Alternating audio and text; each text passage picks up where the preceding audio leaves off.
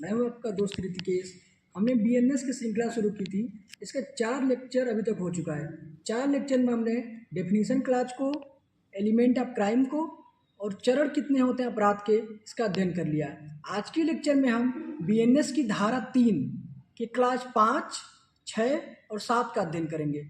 जो धारा 3 क्लास 5 था, पहले आईपीसी में धारा 34 था। इसको बोलते थे कॉमन इंटेंशन का थ्योरी था, संयुक्त दायित्व का सिद्धांत था। इसका अध्ययन हम आज करेंगे जो 3 क्लास 5 में दिया है। तो आप लोग ये सोच रहे होंगे कि 3 क्लास के 1, 2, 3, 4 इसका अध्ययन हम क्यों नहीं कर रहे हैं। इसका अध्ययन हम इसलिए नहीं कर रहे हैं क्योंकि वह किसी भी जुडिशरी के एग्जाम में अभी तक पूछा नहीं है, और हम वही चीज़ें पढ़ रहे हैं जो हमारे एग्जाम में आते हैं। हम यहाँ पे judiciary exam, LLM entrance exam, LLB entrance exam, उन सबको ध्यान में रखते हुए आपको तैयारी कराना चाहते हैं, इसलिए हम वही चीज़ें पढ़ेंगे जो केवल हमारे एग्जाम में आएगा।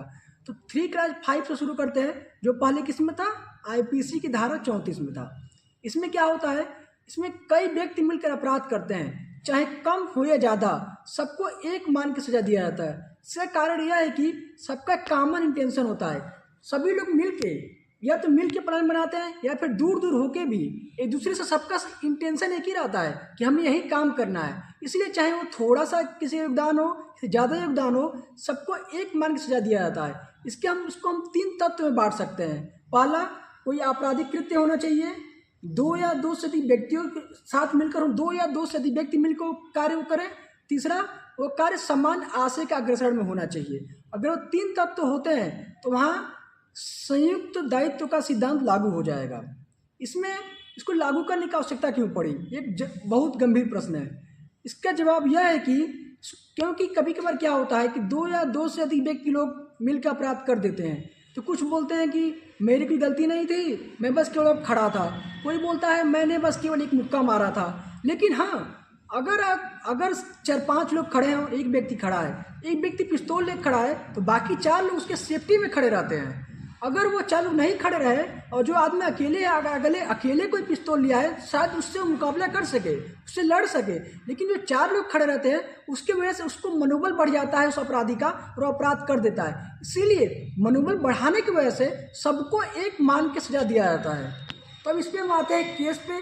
आपको केस ला के माध्यम समझाएंगे, सबसे अच्छे समझ में आएगा। सबसे इम्पोर्टेंट केस इस पर है वीरेंद्र कुमार घोष और सम्राट का केस है। ये सबसे लीडिंग केस है। इसको पोस्ट मास्टर हत्याकांड के नाम से भी जाना जाता है। इस बात के तथ्य इस प्रकार हैं। इस बात में शंकरी टोला में एक डाकघर था, जिसका जो डाकघर का जो प्रमुख था, वह डाकघर के पिछले हिस्से में बैठ के पैसे गिन रहा था। तो उसमें पिस्तौल से लैस 4-5 लोग उस डाकघर में घुस गए और उन्होंने पैसे की मांग की, लेकिन पैसे देने से इनकार कर दिया गया वहाँ पे। तो एक ने उसे पिस्तौल तान दी। पिस्तौल तानने के बाद उन लोग का इंटेंशन ये नहीं था कि किसी गोली मारना है, लेकिन उसने पोस्टमास्टर के ऊपर पिस्तौल तान के गोली मार दिया।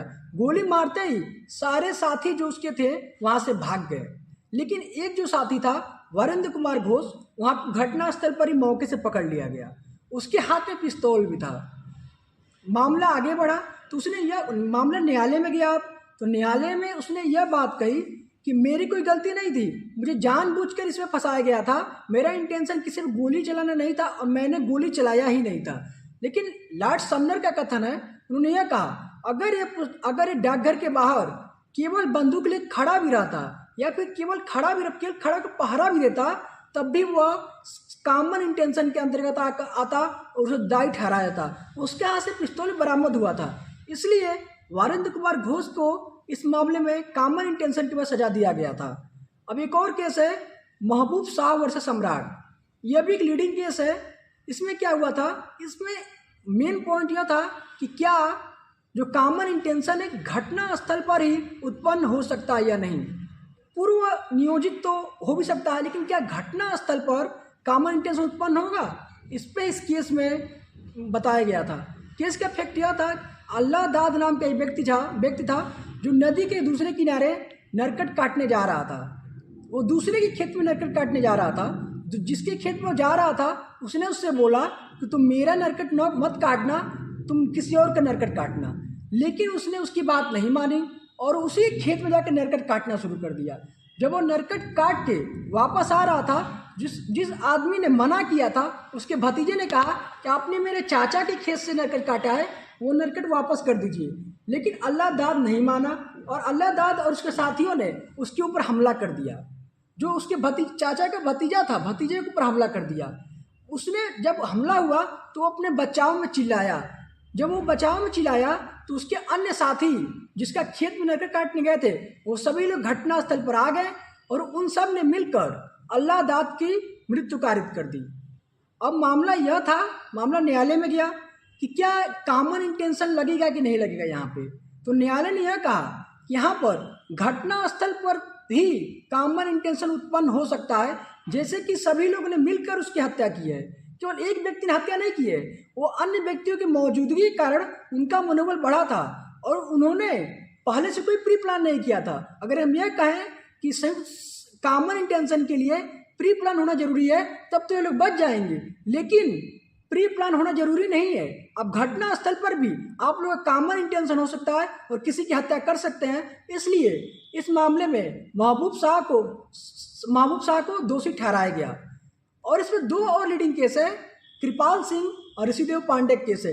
ऋषिदेव पांडे केस जुडिशरी में अक्सर पूछता है, ये भी इसी पे है, घटना स्थल पर क्या कॉमन इंटेंशन उत्पन्न हो सकता है कि नहीं उत्पन्न हो सकता है। तो आप सभी लोग 4 केस को पढ़ लीजिएगा अच्छे से जुडिशरी एग्जाम के लिए।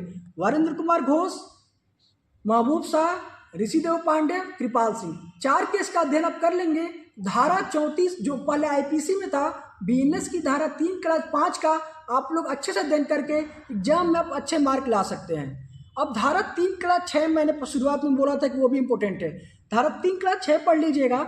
उसमें यह है कि कोई ऐसा कार्य जो अपने आप में अपराधी हो, आपराधिक कृत्य का कार्य हो, उसमें कॉमन इंटेंशन अगर होता है तो उसमें यह नहीं देखा जाएगा अपराध हुआ कि नहीं हुआ, उसको वैसे ही आपको सजा दे दिया जाएगा जो 3 क्लास 6 में दिया गया है। और 3 क्लास 7 में दिया गया है भागिता अपराध और भागिता सहयोग, 3 क्लास 7 में दिया गया है। तो इसको भी आप अध्ययन करके आप लोग जुडिशरी में एलएलएम एंट्रेंस एग्जाम में अच्छे नंबर ला सकते हैं। तो आज के लेक्चर में हमने धारा 3 क्लास 5, 3 क्लास 6, 3 क्लास 7 का अच्छे से अध्ययन कर लिया है। आप सभी लोग वीडियो को लाइक करें, चैनल को सब्सक्राइब करें और वीडियो को ज़्यादा से ज़्यादा शेयर करें, जिससे अधिक से अधिक लोगों के पास यह इम्पोर्टेंट वीडियो, इन्फॉर्मेटिव वीडियो पहुंच सके।